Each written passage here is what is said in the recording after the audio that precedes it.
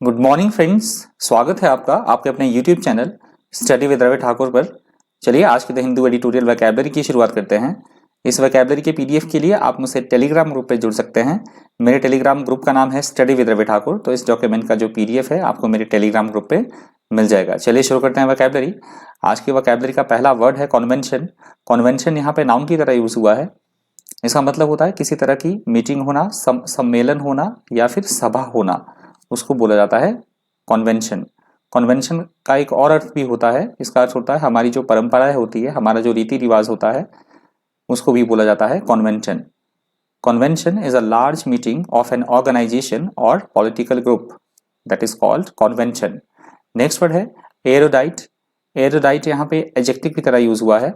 इसका मतलब होता है ऐसा कोई व्यक्ति जो बेहद ज्ञानी हो, विद्वान हो या फिर पंडित हो, उसको बोला जाता है एरोडाइट।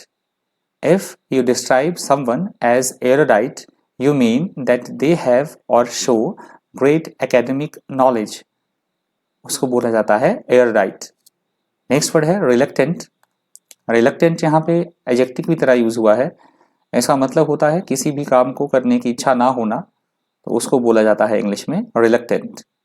If you are reluctant to do something, you are unwilling to do and hesitate before doing it, or do it slowly and without enthusiasm, that is called reluctant. Next word है eroding. eroding यहाँ पे verb की तरह use हुआ है। इसका मतलब होता है किसी भी चीज में कमी हो जाना, उसका घट जाना या फिर समाप्त हो जाना, उसको बोला जाता है इंग्लिश में eroding. eroding का एक और अर्थ भी होता है, जैसे बारिश होती है और मिट्टी बह जाती है, जिसको हिंदी में बोला जाता है मृदा अपरदन, तो उस सेंस में भी इसका यूज होता है eroding का। If someone's authority, right, or confidence erodes or is eroded, it is gradually destroyed or removed. That is called eroding. Next word है eminence. Eminence यहाँ पे नाउन की तरह यूज हुआ है। इसका मतलब होता है किसी व्यक्ति की, कोई व्यक्ति जो है बहुत महान होना, उसकी बहुत ज्यादा ख्याति होना, प्रतिष्ठा होना या बहुत ऊंचा स्थान होना उसका, उसको बोला जाता है eminence. Eminence is the quality of being very well known and highly respected. That is called eminence. Next word है devastated. Devastated यहाँ पे एडजेक्टिव की तरह यूज हुआ है। इसका मतलब होता है ऐसी कोई बात, ऐसी कोई स्थिति जो हमें हैरान कर देने के साथ साथ हमें परेशान भी कर दे, कष्ट में भी डाल दे, उसको बोला जाता है devastated. If you are devastated by something, you are very shocked and upset by it. That is called devastated. Next word है coherent. coherent यहाँ पे एडजेक्टिव की तरह यूज हुआ है। इसका मतलब होता है ऐसी कोई बात, ऐसी कोई स्थिति जो एकदम बिल्कुल स्पष्ट हो, समझने में आसान हो या फिर अनुकूल हो परिस्थितियों के, तो उसको बोला जाता है इंग्लिश में coherent. Ideas, thought, etc. clear and easy to understand or logical. That is called coherent. Next word है magnanimous. मैग्नेनिमस यहाँ पे एडजेक्टिव की तरह यूज हुआ है। इसका मतलब होता है व्यक्ति का व्यवहार, ऐसा व्यक्ति जिसका व्यवहार दयालु हो, उदारतापूर्ण हो या फिर क्षमा कर देने वाला हो, तो उसे बोला जाता है मैग्नेनिमस, ऐसे व्यवहार को। Kind, generous and forgiving, especially towards an enemy और a competitor that you have beaten, that is called magnanimous. Next word है कॉन्ट्रैक्ट. कॉन्ट्रैक्ट यहाँ पे वर्ब की तरह यूज हुआ है।